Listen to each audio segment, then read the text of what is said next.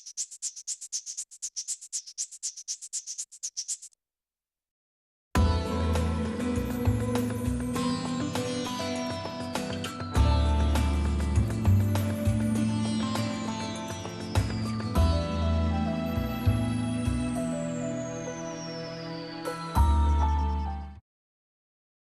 John, or Hank.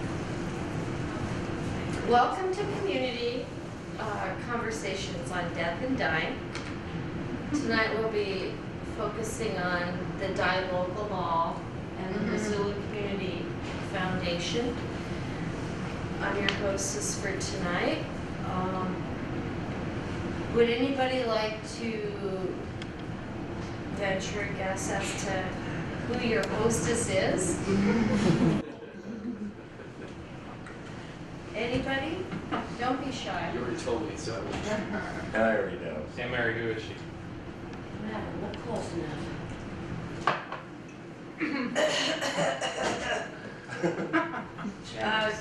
Maybe I've heard my Ozzy Osbourne. Curl. You know the latest. Morris just had it. Yeah. Excuse me?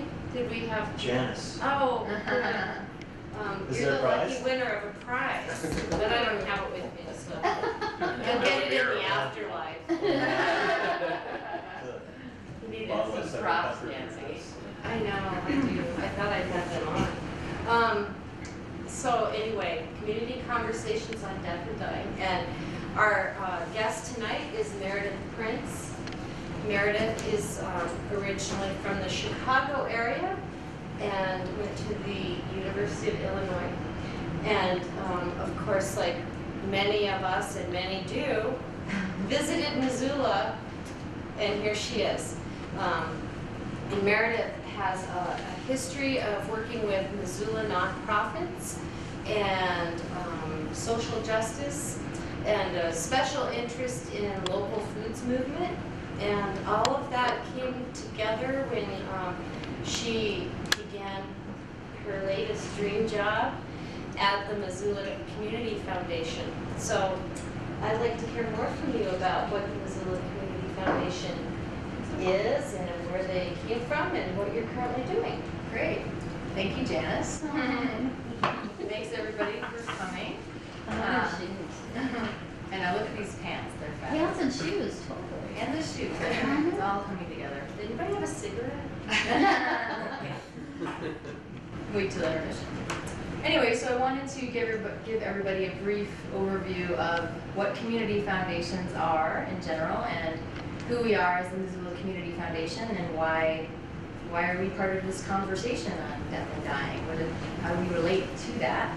So I like to start with the history of community foundations.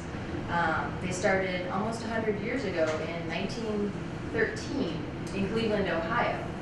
And one of the Rockefeller family's attorneys saw the Rockefeller Foundation be created and the massive wealth that the one family would be controlling into the future. And he thought, wouldn't it be great if communities could build those same kinds of assets for their own self-determination? And so he started the Cleveland Foundation, and the idea is that there's a diverse board of directors made up of community leaders who kind of know what the changing needs are of the community, and they disperse the money. And so today the Cleveland Foundation has $1.9 billion in assets, and so about 4 to 5% of that can be used every year for community needs, but just think about how much good can be done in that community.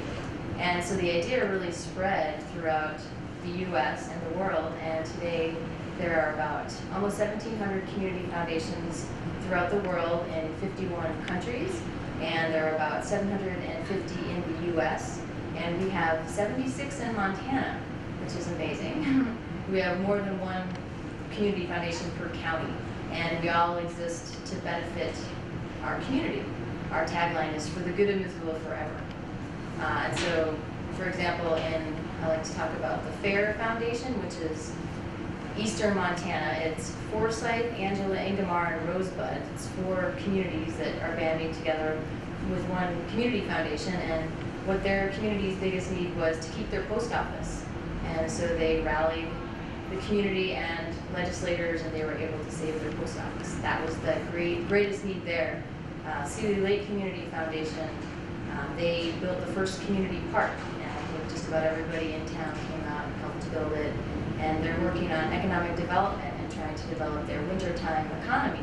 And so they did a feasibility study on helping to improve that economy, and they found out there were air quality problems.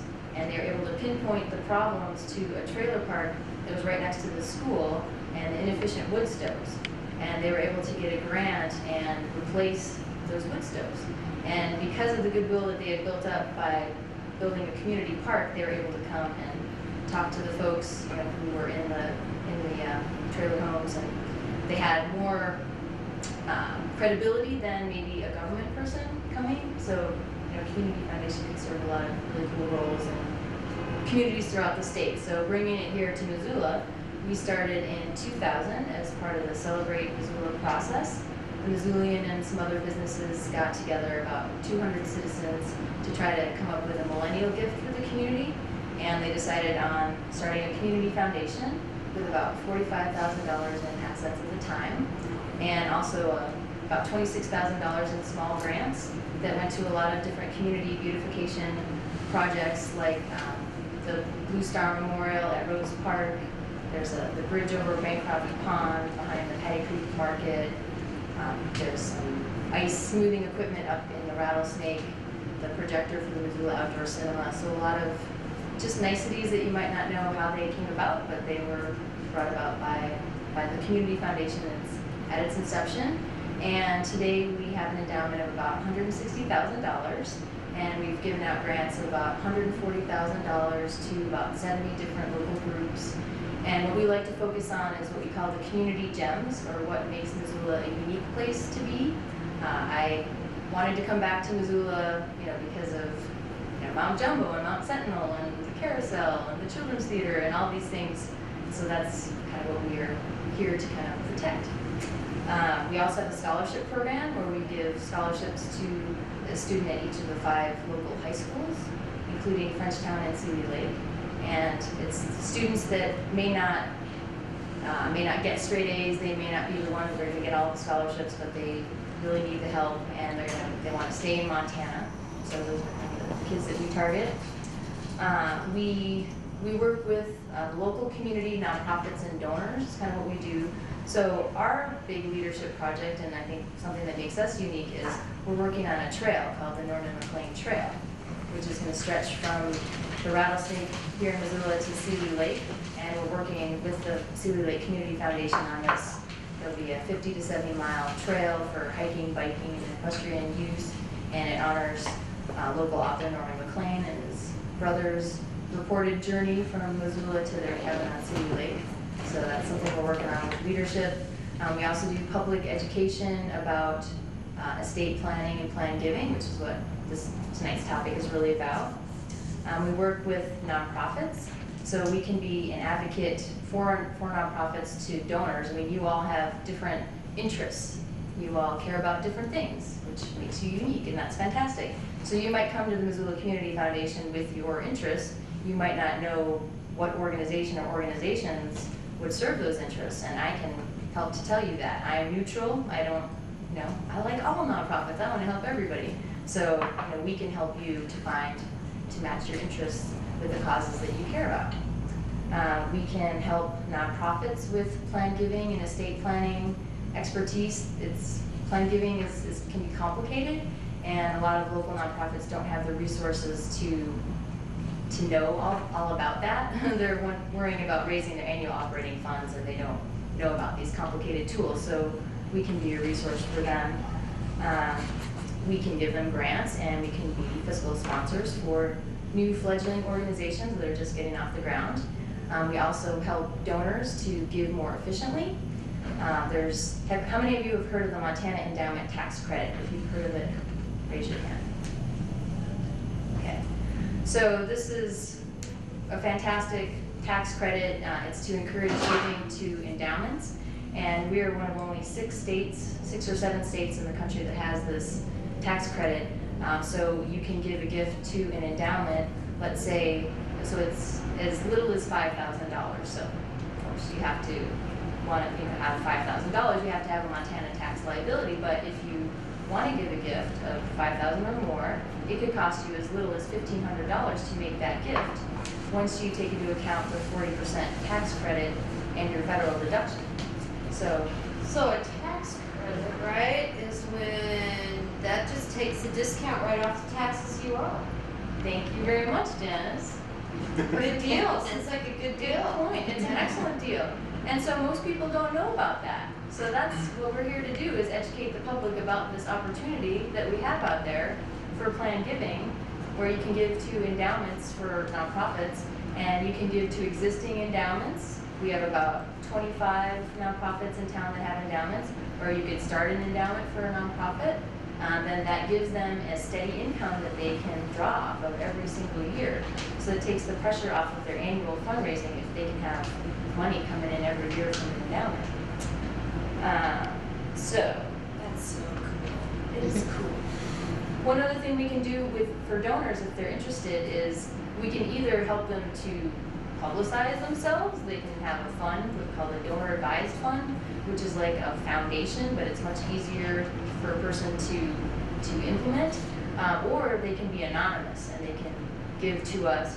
So let's say they want to benefit 5 organizations. They only want to write one check and they don't want to hear from the organizations. We can help them to give. And so kind of really transitioning into what is our focus today is our education about the transfer of wealth. So there's a huge opportunity out there. Groovy. Yes, it's super groovy if we can take advantage of it. In Montana, the Montana Community Foundation did a study in 2011 on the transfer of wealth from one generation to the next in the next 10 years. And they found out that in Montana, $12 billion is going to transfer from one generation to the next. And a lot of that money will be leaving the state because a lot of people grow up here and leave the state. So we're trying to kind of stem that tide a little bit. But if we were able to capture 5% of that into endowments, so we want people to make sure their kids are taken care of, their family is taken care of, but if you can just think of your community and or your favorite nonprofits as one of your children and just leave 5% to that community, we would have $600 million in the state in endowments. That would give us $30 million a year in endowments that we can use for community needs. And to bring it home here to Missoula in the next 10 years, it's $1.39 billion that will transfer from one generation to the next. 5% of that is $69 million. 5% of that is $3.5 million every year in Missoula that we can use for community needs. So, the opportunity is out there, but we're not taking advantage of it at this point because 70% of Montanans don't have a will. So if you don't have a will, then you're not, most important thing is to take care of your family and make sure that your wishes are known so that, when your family is grieving, they're not wondering what your wishes are. So I'd say that's the number one thing that's important, but the angle that we come at it from is that it's an opportunity to leave a legacy. And if you leave a $1,200 bequest to an endowment, that means the money keeps growing, then that is the same as a $100 annual gift. So you can be part of your favorite organizations forever, with a bequest of any size. It doesn't matter how much it is. And you can leave, it doesn't have to be cash, it can be items. So, anybody can leave a bequest. Not everybody can do a planned gift.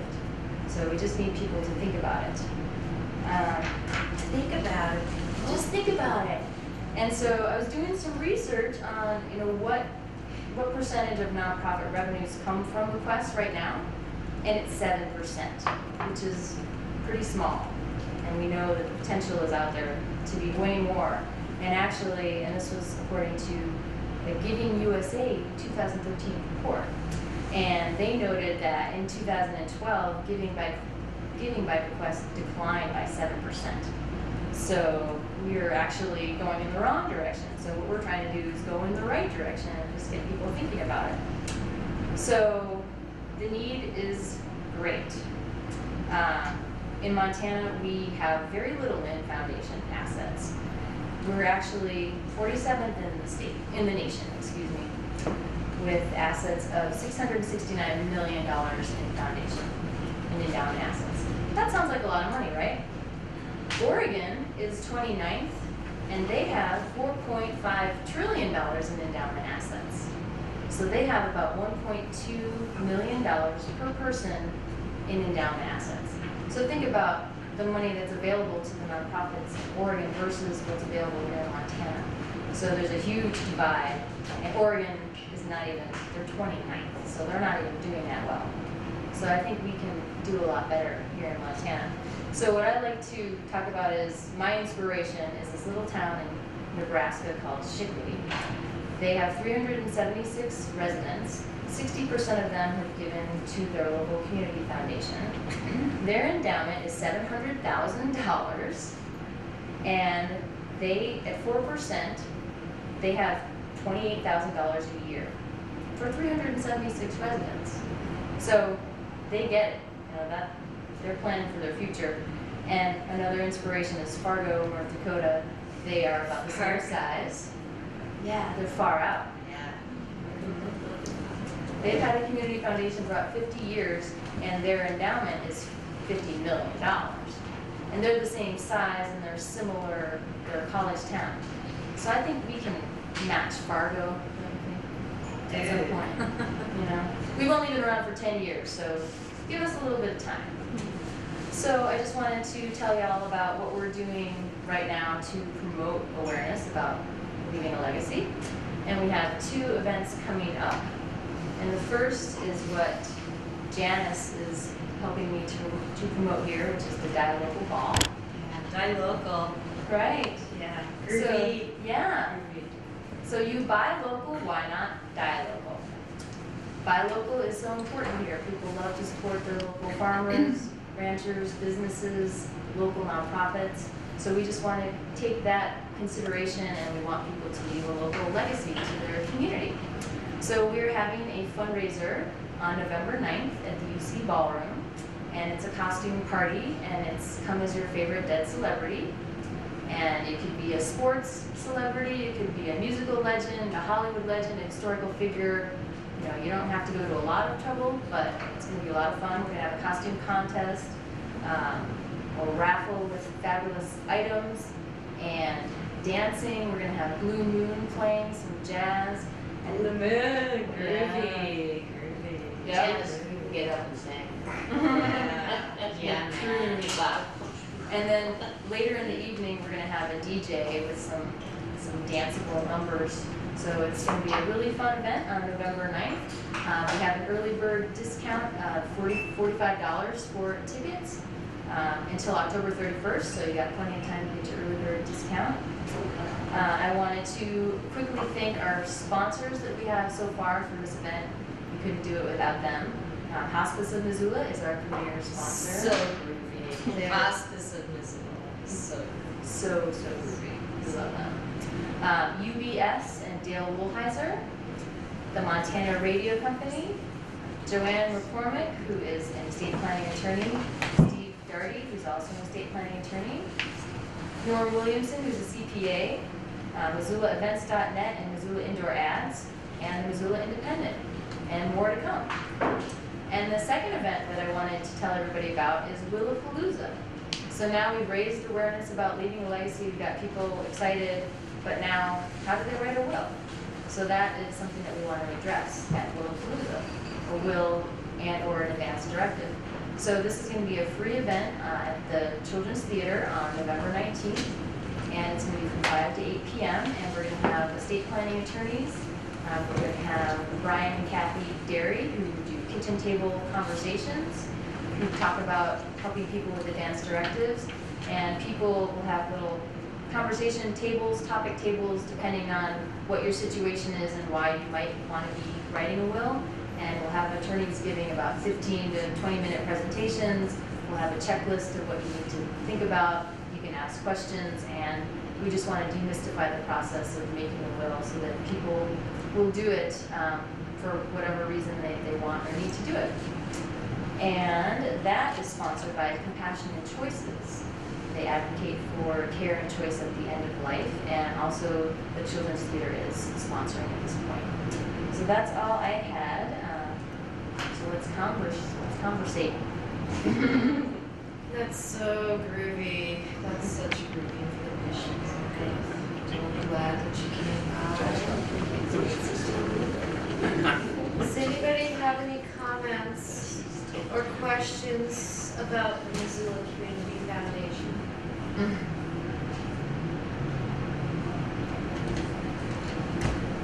Can anybody name a beneficiary of the Missoula Community Foundation? Come on. There's a lot of them. There's a lot Hospice of, Care what'd you say, like 70? Hospice Care Foundation. That outdoor cinema. Oh, outdoors. Good. Outdoor cinema is so pretty. It's so cool. I could actually announce our 2013 grant award winners. We'd love to. Okay. Yeah. So we're gonna help Brennan's Wave. Which is actually a legacy in itself. Built for Brennan Booth, who was a kayaker and was helping with the project, and then he unfortunately passed away. I think he was kayaking near Chile, and so that is in memoriam of him. So we're helping to repair that so that hopefully it's a little more stable into the future. Are they making another one? Mm-hmm. There's the Max Wave. Yeah, I don't know a whole lot about that one. Further down the road. Yeah. Also, the flagship program is one of our grantees this year. Flagship. Yeah. They do an after-school program, literacy program, and I'm all about after-school programs because I'm a former teacher myself, and I know how important it is for kids to have a place to be after school. It's good so they don't start doing drugs or something. That's right. You would not want people to do that. We are also giving to the Montana Natural History Center, and they are doing a training program with teachers to incorporate science, natural history education into the schools. And this year they're working on trying to incorporate the Indian Education for All program to help students or help teachers teach about Native American history and culture. What else? Oh, the Center for Music by People with Disabilities is a cool program. Yeah, which is pretty self-explanatory. They do weekly workshops that we can help with. Imagine Missoula, which is a nonprofit that helps people, with just things that they need done. They don't have folks to shovel the walk or to help them move something or fix what they need to fix. So that's a really great little service. Also the Free Cycles Missoula, and they're doing a program with kids, a bike maintenance workshop program, but they're working with at-risk kids. So it's a peer group, so they're with peers and they're learning skills and they're being mentored by the folks at the Free Cycles. That's all of them. I'm not leaving anybody out. So we're really happy to be able to help these organizations here in 2013, and of course, as we're able to build our endowment, then we can just have a much more impact than we can right now. So the ball is part of the fundraising efforts that go back into the foundation? It goes for our operations. Yeah, because some money is managed in different ways for community foundations. So some community foundations manage their own endowment, such as the Whitefish Community Foundation. They have, I think, $6 million in assets or so, and so they get paid to manage that money. They make a percentage off of that, and so that pays for most of their operations, although they still, take donations from individuals and businesses and that. We have our endowment managed by the Montana Community Foundation, which is great because I'm the only staff person and my expertise is not in finance, it's more in the nonprofit world.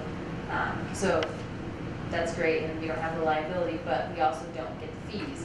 And so we pretty much operate like a regular nonprofit in terms of raising money.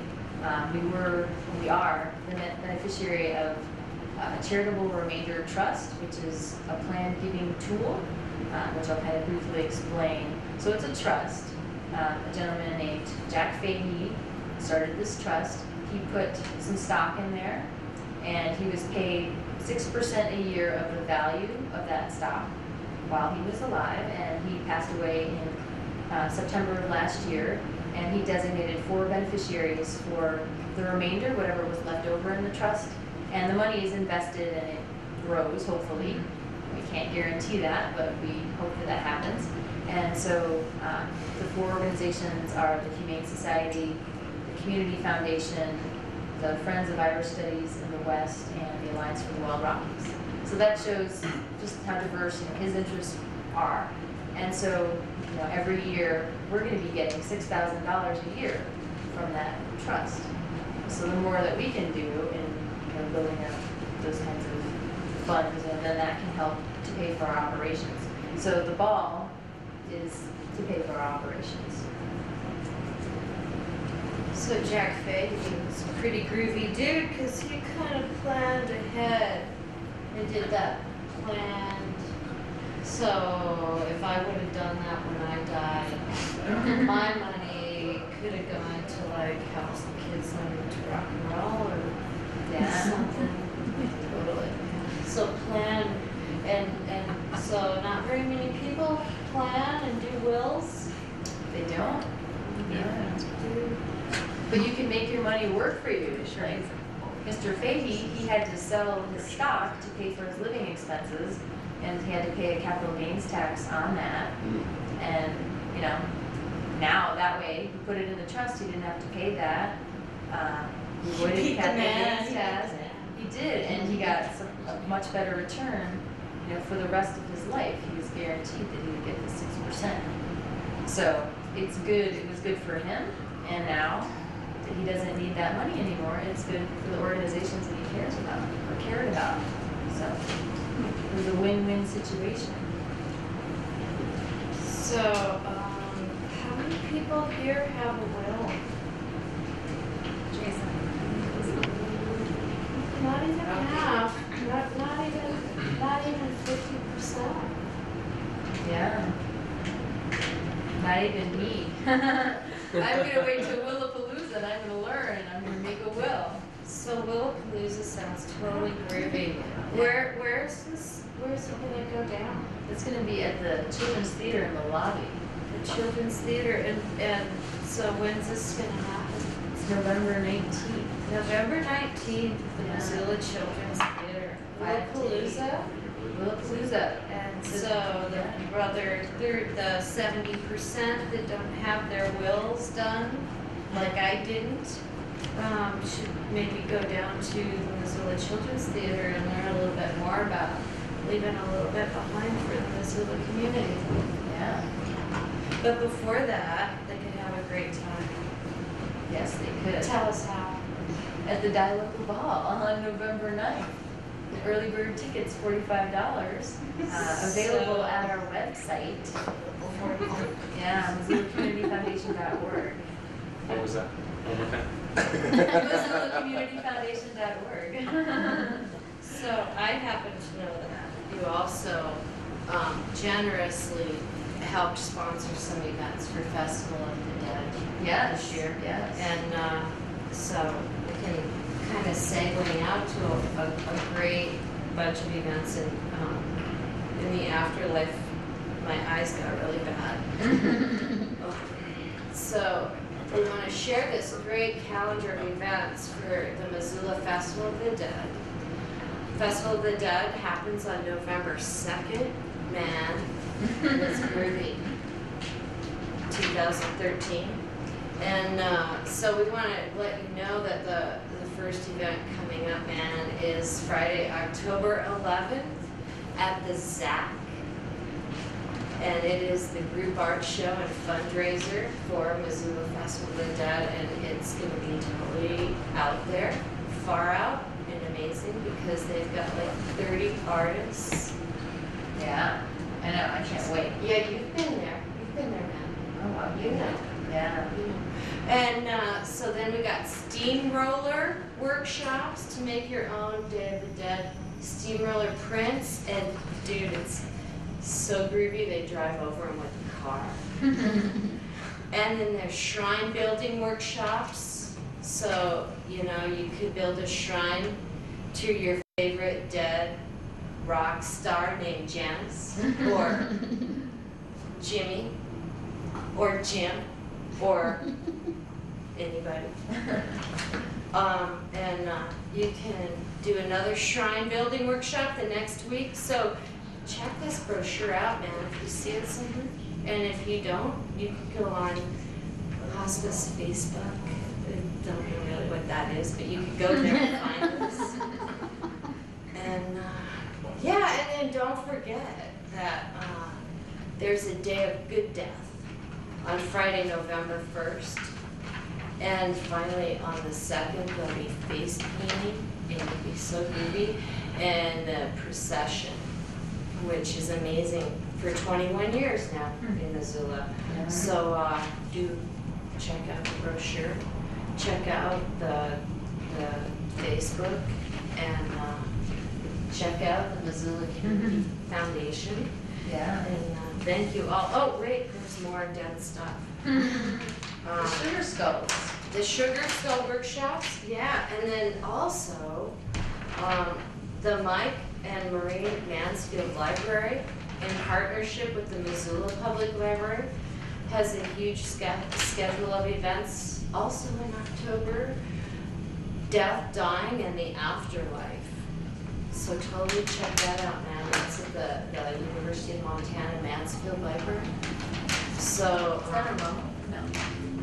Oh, they've got Raphael Chacon talking about the Mayan underworld, man, and Rosalind Lapierre talking about death and immortality, and Maurika Wells, the one and only from Hospice, and an obituary workshop, dude. I totally wish you could have done that. Then we've got the Material Community on Death by Ashby Kinch, and Make a Mask, and Autopsies. Whoa. The scientific investigation of death, all happening in October. So, community conversation on death and dying is so where it's at. And if you haven't made it here tonight, TV people, come next month. It's the 3rd Thursday of every month. Thank you all for coming. And we're going to open it up for any questions. And if you need refills on your refreshments, that's totally groovy. And thank you all. Really, really psyched that you're here. Peace. So we were talking about some volunteer needs that you have. Yes, yeah, we need people to help out with planning the event, with promotion, creative things like helping us to figure out what the ballroom is going to look like, and with our centerpieces, and we need to make some really cool trophies for the costume contest winners, maybe paper mache. I need people, to do tasks like getting me scheduled on the morning shows, people to put up posters and to hand out postcards. We're going to be doing a Macy's window display, so creative ideas for that. And first Friday in October, we're going to have a live fashion show in the window, so we need models. We need 3 or 4 people that. First Friday when? In October. That's coming right up. Coming right up. Fashion show. Yeah, so it'll be, I think, theoretically, inside the Macy's window, and we'll have, hopefully, a red carpet and people, live models walking down, and we'll have people passing out information and just kind of drumming up interest for the. Are these models of dead celebrities? Yes, they are. Yes. Can't wait. So yeah, if you would like to use your acting prowess, you can do that. I need people that have graphic design expertise, designing ads, and people that want to help me promote through social media, Facebook, Pinterest, Instagram. I'm not on Instagram, so some media savvy person.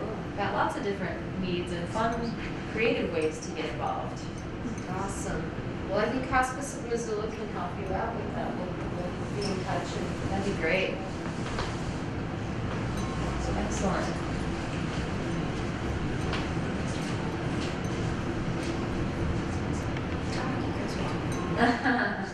Now that it's rolling, it's Amazing. amazing. Oh, did I already mention that we're showing Vertigo at the Roxy on October 24th? No. Yes. So, yeah, Alfred Hitchcock's Vertigo? Alfred Hitchcock's classic thriller, There's another one? Vertigo. And yeah, so if you dress up as There was that anything- TED Talk Vertigo. Oh, right. Just sorry. Anyway, if you dress up as a Hitchcock movie or character, you get extra points. But if you dress up as anything, you can enter yourself into a raffle to win 2 free tickets to the Die Local Ball. Yeah, so you can come see Awesome. Vertigo. We're gonna have some sort of a reception beforehand that you can come to, and show off your costumes or come without costume. Doesn't matter. Come enjoy Vertigo at 7 o'clock on October 24th at the Roxy. Missoula's community theater. So we really want to support them and make sure we go see movies at our awesome community theater. That should be really fun. So you have a lot of events coming up. To recap, you've got a fashion show on the first Friday of October. You have a film at the Roxy Yep. with Vertigo. Yep. And We're doing face painting stations at the Festival of the Dead you are parade. sponsoring the face paintings Ooh. on November 2nd. And we need volunteers to face paint. I need 12 people to help me face paint. So, and we're gonna have templates. So you don't even have to be an artist, but you just have to like face paint like kids. Step right up. You just gotta want to color faces. And It's also, like fun. yeah, and also we want people to walk in the procession in the parade as well with the community foundation. And then November 9th is the Die Local Ball. Yes. And then November 19th is Lollapalooza, which is free, and it's at the Children's Theater, and we're gonna have music and food and beverages. It's gonna be, try to have a festive atmosphere and have a lot of information and people to answer your questions, so we can make sure that our families have peace of mind and that we can maybe be lazy. Great. Good. anybody have any other events they would like to add before we stop? Thank you. We are having first week of November, Hospice in Missoula and Community Medical Center are hosting the National Hospice and Palliative Organization Conference on bereavement, death, and grief. It'll be November 4th through the 8th. If you want to save that date, we're still trying to find a venue big enough for it. We're thinking probably the Hilton downtown here, but we don't know for sure yet. That will be a great resource for people. It also will offer up to 17.5 CDUs for nurses, social workers, and counselors for a very small fee for those. So, watch for save the date cards and that. Thanks, Josh.